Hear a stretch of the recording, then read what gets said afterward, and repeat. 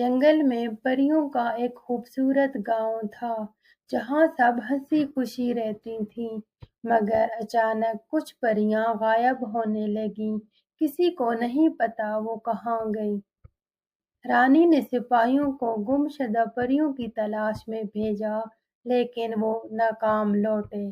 اسی گاؤں میں ایک گلابی سیلون تھا جسے گل نامی پری چلاتی تھی۔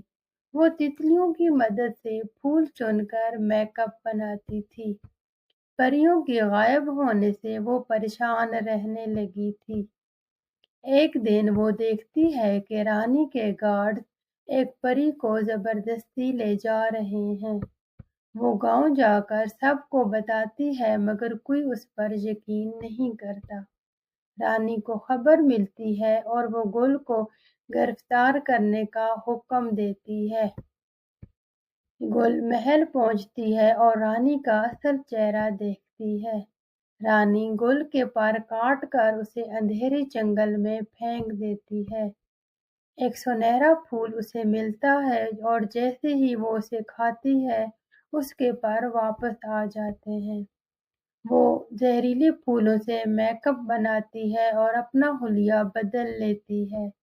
گل رانی کے پاس جا کر میک اپ کا خوبصورت تحفہ دیتی ہے۔